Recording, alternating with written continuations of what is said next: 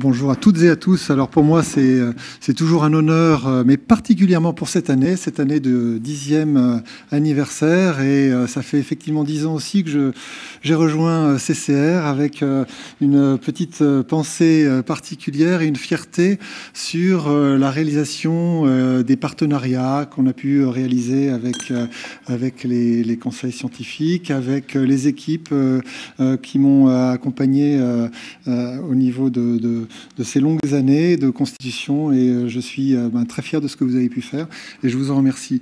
Merci à vous d'être présent. Mais on va passer aux choses sérieuses, qui est la remise traditionnelle du prix CCR4, qui... alors cette année, j'avais un petit peu des pressentiments en me disant, tiens, peut-être que ça va être un sujet sur la prévention, et parce qu'on est quand même dans une démarche activement profitable sur les aspects de prévention. Et donc, ça peut être quelque chose qui s'y ressemble. La prévention, c'est parfois un peu le monde de l'invisible qu'on essaye, nous, à la CCR aussi, de rendre visible.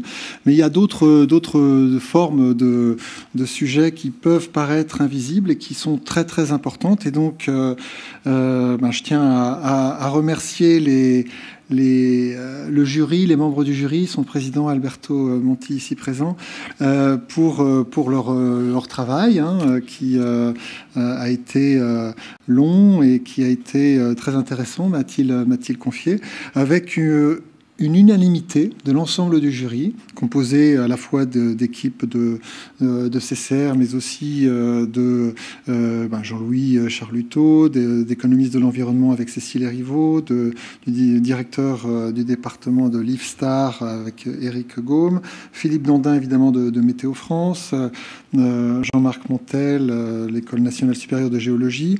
Et donc, je tiens à vous remercier, ainsi que les équipes de CCR, pour votre choix unanime qui s'est porté sur un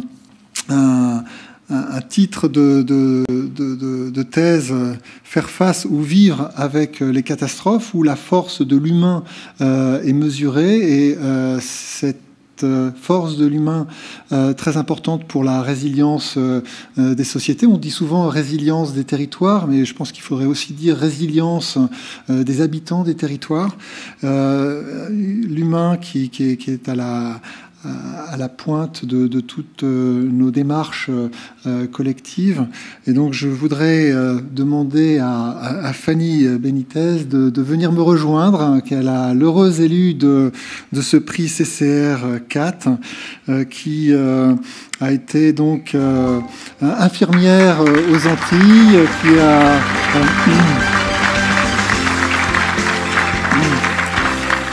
Donc je tiens à vous féliciter au nom du jury. Je suis très fier de pouvoir vous donner ce certificat d'obtention. On va devoir faire une photo avec un sourire et avec... voilà. Parfait. Bravo. Et puis, il n'y a pas que un certificat, il y a un autre certificat donc, qui est à utiliser à bon escient. Merci. Et qu'on vous donne avec grand plaisir. Avec, c'est un chèque, c'est pas un cadeau. Oui, mais bon, voilà. Parfois les titres sont plus importants que le chèque, chèque, mais bon, voilà.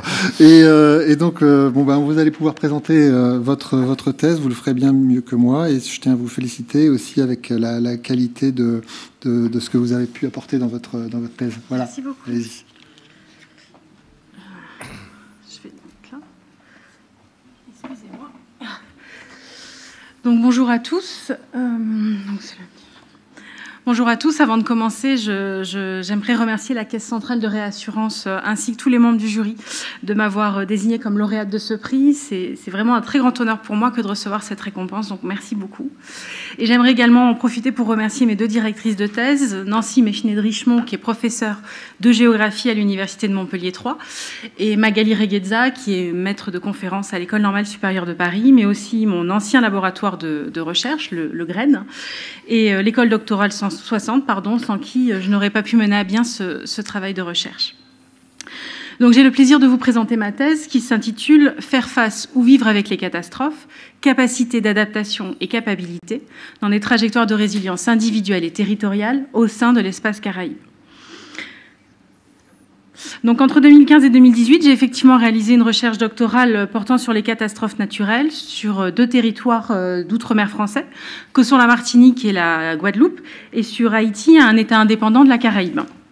Donc cette thèse s'inscrit dans le champ des études géographiques sur la vulnérabilité sociale des populations et des territoires aux risques et aux catastrophes naturelles. Elle se concentre plus particulièrement sur la question du COP-WIV et des capacités individuelles qui sont supposées permettre de répondre à l'occurrence d'un aléa, de minimiser les dommages consécutifs à cette occurrence et de se relever le plus rapidement possible après un choc, c'est-à-dire finalement d'être résilient. Donc, la notion de COP-WIV est fréquemment utilisée dans la littérature scientifique anglo-saxonne qui cherche à définir la vulnérabilité des communautés.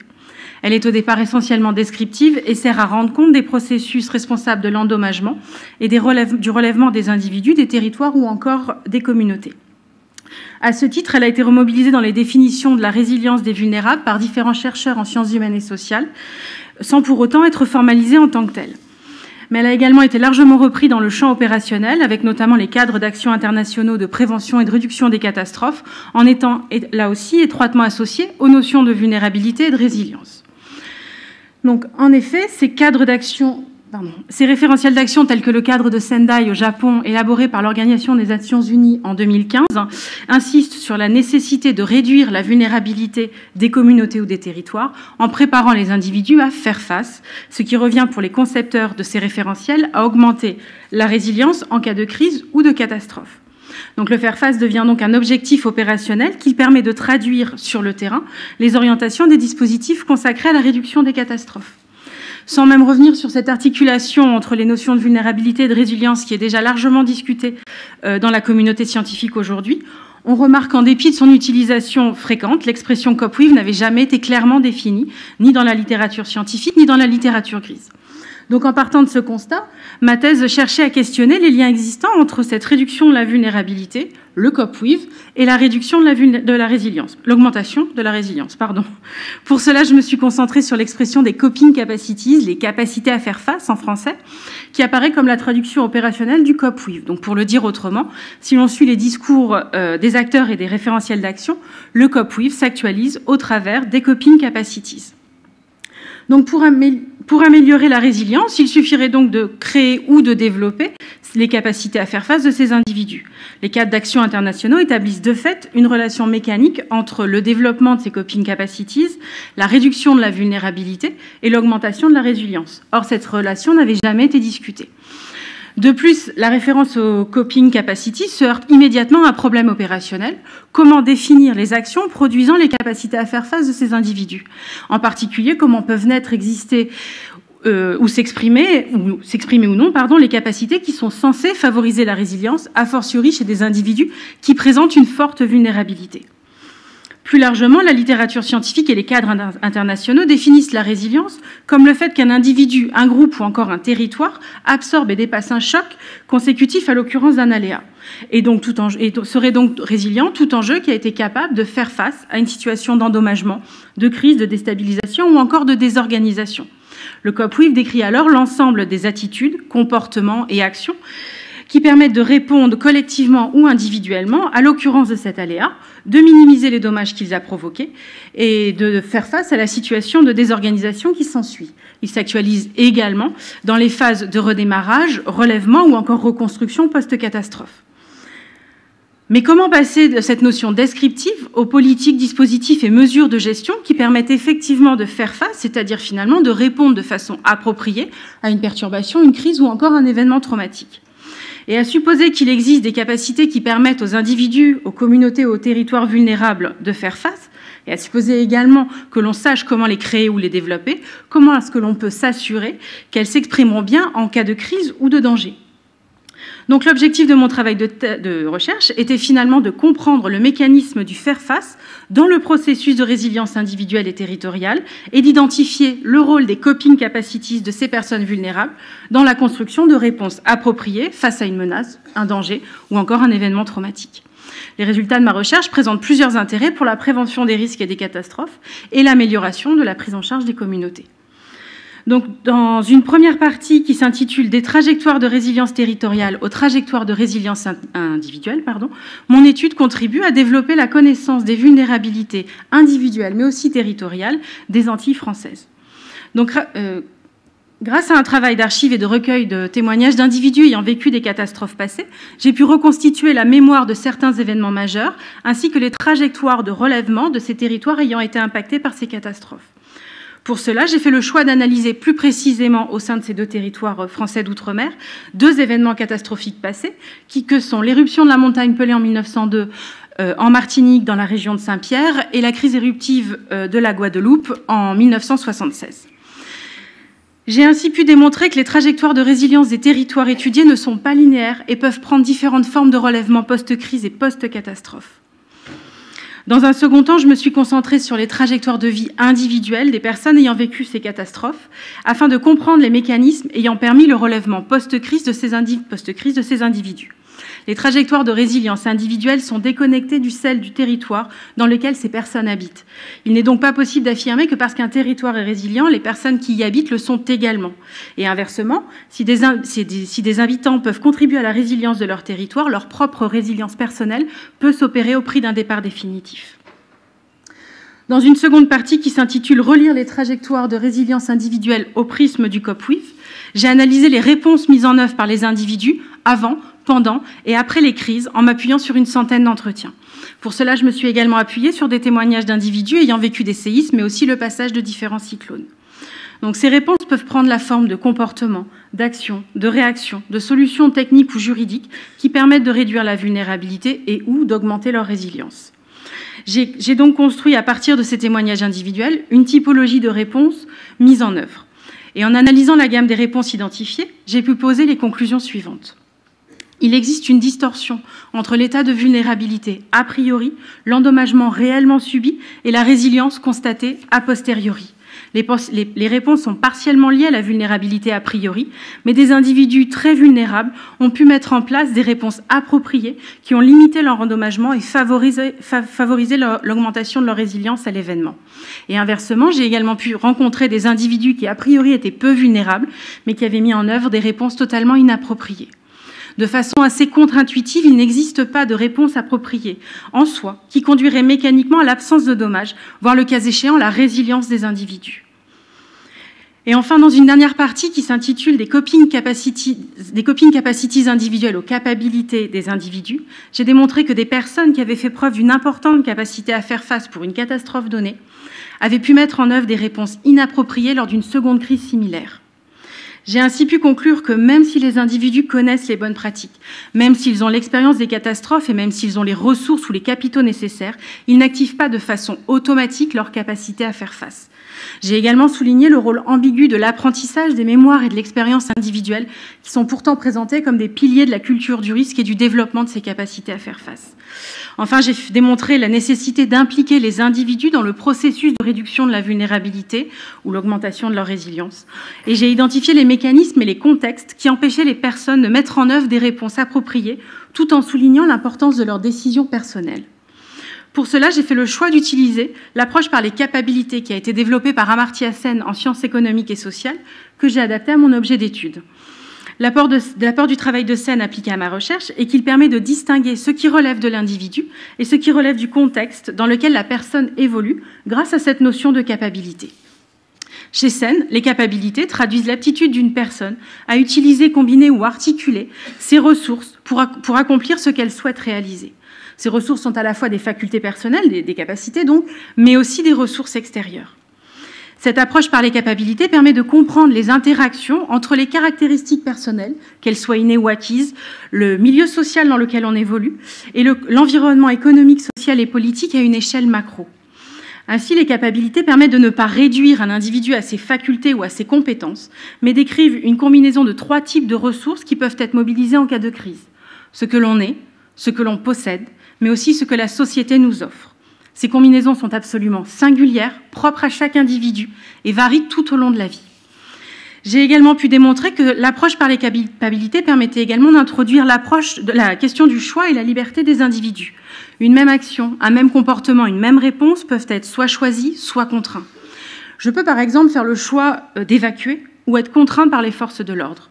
Je peux faire le choix de rester à Saint-Pierre en 1902 malgré les manifestations du volcan, car je veux essayer de protéger mon commerce. Ou alors je peux être contraint de rester à Saint-Pierre car je suis emprisonné dans l'un des cachots de la prison, comme Syparis l'était. Syparis étant l'un des 2 célèbres survivants de la nuit ardente du 8 mai 1902 avec Léon Compère. Donc passer des capacités à faire face aux capabilités à faire face consiste donc à reconsidérer les conditions de mise en œuvre de ces capacités en prenant en compte l'importance de la liberté de choix pour chaque individu et de rattacher ces derniers au contexte qui les vulnérabilise pour à terme l'améliorer. L'ensemble des récits de vie que j'ai recueillis démontrent que la mobilisation des coping capacities qui conduit à l'état de résilience n'est pas automatique. Elle implique la liberté des choix individuels et elle implique la question des choix individuels et la liberté des individus qui nécessitent plutôt de réfléchir en coping capabilities. Donc remplacer le terme coping capacities par coping capabilities permet de prendre en compte dans l'analyse des situations les droits, les possibilités, les ressources collectives, le capital individuel et tous les facteurs qui définissent la vulnérabilité d'une personne. Prendre en compte les capacités permet tout simplement de démontrer que l'individu est actif dans le processus de résilience et qu'il ne faut pas le considérer comme un enjeu passif. En conclusion, il apparaît que les populations caribéennes ne sont pas suffisamment préparées à la multiplicité des risques naturels présents au sein de ces territoires. Il est par conséquent nécessaire de redéfinir et développer les messages d'information et de prévention en prenant en compte l'individu et le contexte au sein duquel il évolue, ce que l'on est, ce que l'on possède, mais aussi ce que la société nous offre.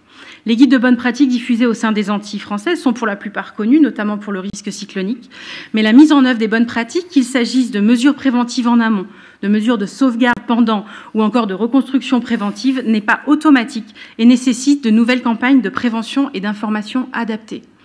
L'ensemble de ces résultats peut permettre une amélioration sur le moyen et le long terme des actions et des réductions de la vulnérabilité et du développement de la résilience, en rendant ainsi une réduction possible du coût des catastrophes.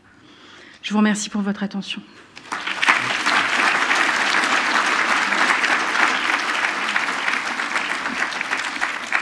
Merci beaucoup. Vous restez avec nous peut-être 30 secondes. J'avais peut-être deux questions par rapport à vos intuitions, parce que vous connaissez bien effectivement ce terrain des Antilles. Par rapport à vos intuitions premières et finalement vos résultats, est-ce que vous avez eu des surprises ou au fond, ou plutôt des confirmations en quelques mots? Oui, des surprises, parce que moi j'étais partie quand même sur à peu près effectivement ce qu'on pouvait voir dans la littérature scientifique ou les cadres internationaux. Et j'ai fait le constat, effectivement, en analysant les trajectoires de vie individuelles, qu'elles pouvaient différer du territoire au sein duquel les personnes habitaient. Alors j'ai travaillé sur les Antilles françaises, mais aussi sur Haïti. Et j'ai pu interroger des personnes qui notamment avaient vécu le séisme de 2010, pour lesquelles leur résilience s'est opérée au prix d'un voyage en France, en fait. Contrairement au territoire haïtien dont on connaît encore les conséquences actuelles. Combien de temps de travail? 3 ans. 3 ans. Et l'objectif, j'imagine que vous allez donner ce rapport, cette étude à tous les acteurs et j'imagine aussi au pouvoir public. Qu'est-ce que vous en attendez maintenant? En fait, je continue à travailler dessus. Ça ne va pas être dans un tiroir, faut que ça puisse vivre. Je continue à travailler dessus parce qu'en fait, actuellement, je suis en post-doctorat sur un projet ANR qui s'appelle VECAIR, qui se concentre plus particulièrement sur le système d'alerte précoce du risque volcanique en Martinique et en Guadeloupe, mais aussi sur le risque cyclonique. Donc, je suis repartie sur le terrain en mars dernier et je repars en Martinique, là, en mois d'octobre. Et on travaille avec une équipe pluridisciplinaire qui est composée de politistes, de vulcanologues. On travaille notamment avec l'IPGP et on essaye de développer ces résultats. Vous êtes bien accueillis sur le terrain, tous les témoignages que vous rencontrez, les gens parlent facilement et vous racontent. Très bien, puis ça fait quelques décennies maintenant que je côtoie un peu les Antilles françaises parce qu'avant j'étais infirmière et je travaillais sur place comme infirmière. Donc c'est toujours un immense plaisir que de retourner sur le terrain. On est toujours excessivement bien accueillis. Merci infiniment, encore bravo. Merci beaucoup.